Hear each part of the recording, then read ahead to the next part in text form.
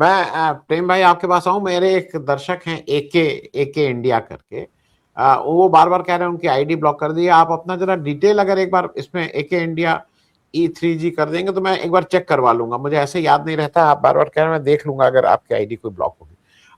प्रेम भाई, मुझे सिर्फ एक चीज ये बता दी, क्योंकि एक और चीज इससे एक उससे बहुत सी चीजें लिंक्ड है। मैं इसलिए इस बात को उठा रहा हूँ, एक international north south transport corridor भी है। ये 7200 किलोमीटर का एक है, जिसको इंडिया, ईरान और रशिया ने शुरू किया था 2000, मतलब बहुत पुराना है। मल्टी मॉडल था, रेल होगा, रोड होगा, शिप होगा। उसमें यूरोप तक जाने की बात है, कजाकिस्तान, किर्गिस्तान, ये सब उसमें था। वो भी इससे प्रभावित हो जाएगा तुरंत, क्योंकि ये उसका एक इंपॉर्टेंट हिस्सा था। मैं ये बात इसलिए उठा रहा हूं कि हम सरजे गौर जी यहाँ आके बैठ गए हैं, जो उनके एम्बेसडर साहब हैं। ये भी बहुत इवेंट वाले, इनका इवेंट आपने देखा ही, जब ये यहाँ आए थे तो किस तरह से उनको वेलकम किया गया। ये अब आपकी छोटी मोटी बातों पे बिल्कुल तय है। 39 वर्षीय नवयुवक हैं, ये आपकी इंटरनल बातों पे भी अब टिप्पणी करना शुरू करेंगे, प्रेस कॉन्फ्रेंस करना शुरू करेंगे। तो ऐसे में अभी तो ये मतलब 3 साल और हैं, अभी 3 साल और है ट्रम्प जी को। 3 साल में तो मालूम नहीं, अगर ट्रम्प जिस तरह के से हमारे ऊपर प्रेशराइज कर रहा है और हम जिस तरह से उस प्रेशर को तुरंत स्वीकार कर रहे हैं, देश की तरक्की, देश की आर्थिक व्यवस्था के लिए बहुत मुश्किल हो जाएगा। बाकी जो पॉलिटिकल अच्छा बुरा हो रहा है, कौन जीतेगा कौन हारेगा वो अलग है, लेकिन सिर्फ आर्थिक पक्ष की बात करें तो प्रेम भाई कैसे आप इसको देख रहे हैं? जी आनंद जी, देखिए, परिस्थिति जो दुनिया की बदली है, वो उसमें ट्रंप जो है एक डिफिकल्ट डील के ख्याल से पर्सन उभरे हैं और भारत के लिए मुश्किल हालात बन रहे हैं। और ऐसा नहीं है कि अकेले भारत के लिए मुश्किल हालात है। देखिए, यूरोपीय यूनियन भी बहुत मुश्किल से डील कर पा रहा है, वो भी परेशान है। पुर्तगाल नाटो बचेगा कि नहीं बचेगा, उसको लेकर के भी चिंता है। रीडिफाइनिंग फेज है एक तरह से ग्लोबल जियोपॉलिटिक्स का। और इसमें हमें लगता है कि 3 महत्वपूर्ण सेंटर, चाइना, रशिया और अमेरिका, बने हुए हैं। अब फर्स्ट और सेकेंड वर्ल्ड वॉर में भी 3 देश हुआ करते थे। तुम अपने इलाके में दादागिरी करो, तुम अपने इलाके में दादागिरी करो, जर्मनी, इटली, जापान।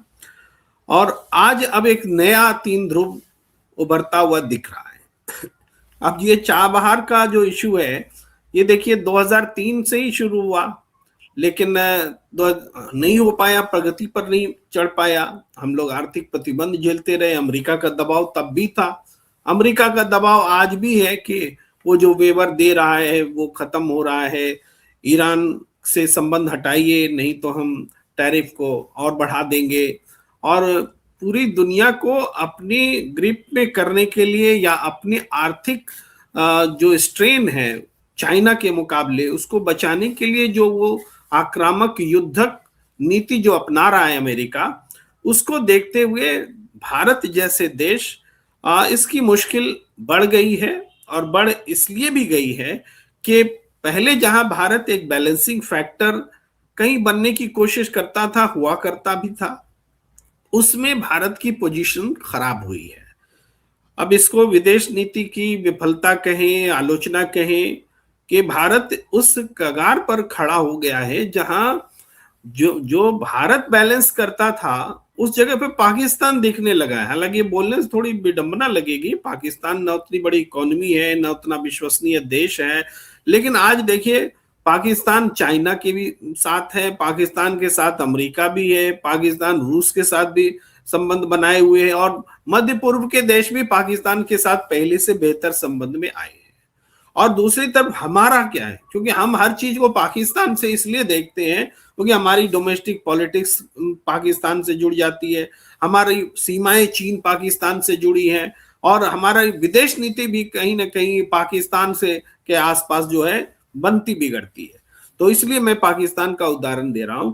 तो हो क्या रहा है कि हमारी पोजीशन का इस चीज का फायदा उठाया है दुनिया के देशों ने कि भारत कैसे खुश होगा, तो वही पाकिस्तान को लेके उन्होंने भारत को बैलेंस करना शुरू कर दिया। अब तो हालात ये है कि कह रहे हैं कि भाई पाकिस्तान के ऊपर में आप हमला मत करो, ऐसा भी भरोसा दो, ऐसा भी पॉइंट आने लगा। ये चीजें पहले नहीं हुआ करती थी। तो ये जो बदलाव आया है ये इसलिए आया है, एक तरफ हम क्वाड के मेंबर हैं और दूसरी तरफ क्वाड का ही महत्वपूर्ण देश अमेरिका हम पर ही रेसिप्रोकल टैरिफ और तमाम तरह की ऐसी चीजें कर रहा है जैसे हम उसके दुश्मन हो। तो इसका मतलब हम क्वाड के होके भी क्वाड के नहीं रह गए। तो क्वाड में होने और नहीं होने का क्या मतलब है? क्वाड में होने का मतलब है चाइना को हमने अपने आप से दूर किया, चाइना ने हमें अपना दुश्मन बनाया, चाइना और पाकिस्तान की दूरी पैदा हुई।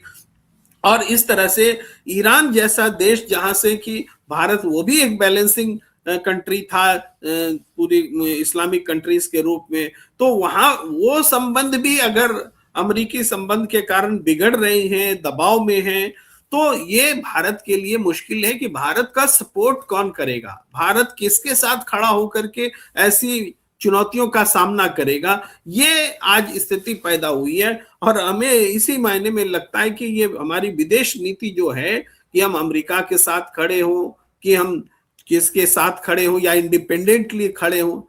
आप जाहिर बात है बाजार का बहुत महत्व होता है, तब बाजार के ही हिसाब से विदेश नीतियां बनती हैं, बिगड़ती हैं। और हम देख रहे हैं कि पूरा दक्षिण एशियाई बाजार जिसमें कि भारत कहीं ना कहीं अपना एक दखल रखता था कभी, आज पूरी तरह से चीन के हाथ में चला गया है। हम कहीं खड़े ही नहीं दिख रहे हैं और दक्षिण एशियाई सहयोग संगठन वगैरह अब ऐसी चीजें हो गई जिसका जिक्र भी अब नहीं होता है। इस तरह से चीजें बनी और हमारी भूमिका कमतर कमतर होती चली गई है। तो चिंता का विषय पूरी तरह से ये है कि ग्लोबल पॉलिटिकल सिचुएशन जो है उसमें भारत ने अपना दखल खोया है, इसलिए चाबहार जैसी स्थितियां पैदा हुई है। चाबहार जैसी स्थिति पैदा हुई इसलिए हमारी पोजीशन नहीं खराब हुई, हमारी पोजीशन खराब हुई है इसलिए चाबहार जैसी स्थितियां पैदा हुई है। नटशेल में यही बात है और ये बहुत चैलेंजिंग है।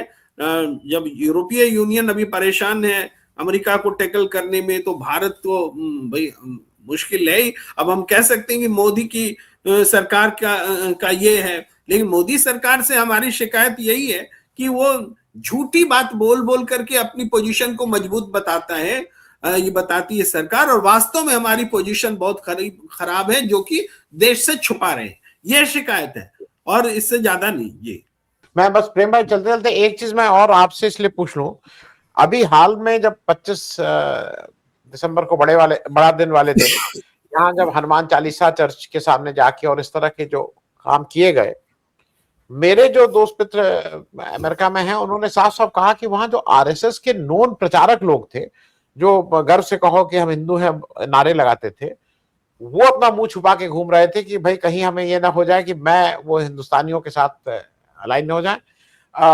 भारत की जो इंटरनल एक नफरत वाली पॉलिटिक्स है उससे हमारे विदेश में रहने वाले सो कॉल्ड भक्त जो हैं वो भी आज अफेक्टेड हो रहे हैं। मैं इस पे एक छोटी टिप्पणी, क्योंकि आप जब ये अपने वोट के लिए कर रहे हैं कि कैसे क्या करो, उस पे जरा एक टिप्पणी कर लूंगा, क्योंकि नुकसान तो देश का ही हो रहा है ना। जी निश्चित रूप से देखिए, माइनॉरिटी का सम्मान करना ये हमारी पॉलिसी हुआ करती थी और इसी वजह से हिंदुस्तान आज इस रूप में है, वरना ये भी पाकिस्तान की तरह होता। माइनॉरिटीज हमारे साथ इसलिए रुके कि उनको भरोसा था भारत की सेकुलर पॉलिसी पर। तो आज माइनॉरिटीज पर अटैक जब होंगे तो भारतीय मूल के लोग जो कहीं और माइनॉरिटी में हैं तो उनके लिए दिक्कत होगी। वो दिक्कत बांग्लादेश में भी हो सकती है, वो दिक्कत दूसरे देशों में भी हो रही है, हो सकती है। अब ये अलग बात है कि इसको पलट के कहें कि बांग्लादेश में माइनॉरिटीज पर दिक्कत हो रही है, हमारे यहाँ तो बहुत दिक्कत नहीं हो रही है, या हमारे यहाँ भी क्यों ना हो। तो ये सब वो पॉलिटिक्स होती है जो हेट पॉलिटिक्स इस चीज को आगे बढ़ावा देती है। सच बात यह है कि माइनॉरिटीज को जो देश जितना सम्मान से संभाल सकता है वही देश महान है, वही देश बड़ा है। उसी का आश्रय भाई स्वामी विवेकानंद को क्यों याद किया जाता है? इसीलिए ना कि उनका वो बयान कि हिंदुस्तान वो जगह है जिसको दुनिया के हर मजहब के लोग, हर नस्ल के लोगों को जिसने अपने यहाँ पनाह दी। ये उनका वक्तव्य याद किया जाता है। लेकिन उसी वर्च्यू को अगर हमने खत्म कर दिया अपनी धरती पर, तो दूसरे की धरती तो ऐसे भी उसके लिए नहीं जानी जाती है। भाई अमेरिका नस्लवाद के लिए जाना जाता है, दूसरी चीजों के लिए जाना जाता है, लेकिन भारत की पहचान कभी कुछ और हुआ करती थी। आज हम भी उस पहचान को छोड़ करके हम भी नस्लवादी, हम भी अल्पसंख्यक विरोधी होते चले जा रहे हैं। तो इससे वैसे लोगों को तो दिक्कत होगी जो भारतीय हैं और सेकुलरिज्म में विश्वास करते हैं, या नहीं भी करते तब भी अगर विदेश में रहते हैं और अल्पसंख्यक वाली कैटेगरी में आते हैं, तो भारत में जब कुछ होगा तो उसका असर उन पर पड़ेगा और पड़ रहा है। ये आपके प्रश्न का फिलहाल मैंने यही उत्तर है। जी जी जी।